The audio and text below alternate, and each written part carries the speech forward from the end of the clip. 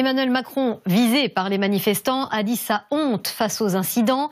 12 heures d'affrontement, les forces de l'ordre ont-elles géré correctement la situation? Les violences ont-elles été pilotées par des groupes extrêmes? Élément de réponse avec Marion Lompageux, Aurélien Romano et Lionel Gendron. C'est la question qui taraudait les Gilets jaunes sur les Champs-Élysées. Combien étaient-ils? 8000 selon le ministère de l'Intérieur qui s'appuie notamment sur des vues d'hélicoptères. Ce bilan, qu'ils estiment sous-évalué, a exaspéré les participants.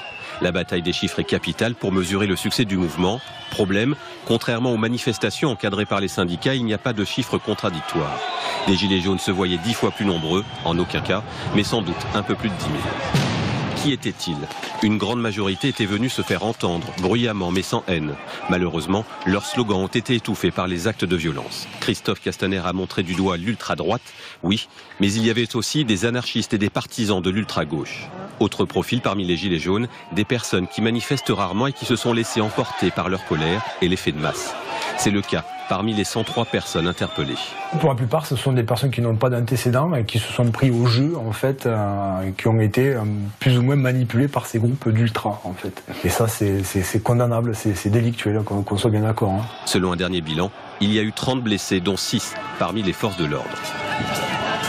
Fallait-il s'attendre à ces débordements sur la grande avenue parisienne? Oui, si l'on en croit le préfet de police. Nous avions complètement anticipé la journée, je le rappelle, avec ce périmètre de sécurisation des institutions qui a été mis en place. La proposition de manifester sur le Champ de Mars a été rejetée par les Gilets jaunes qui s'estimaient parqués et éloignés des lieux de pouvoir.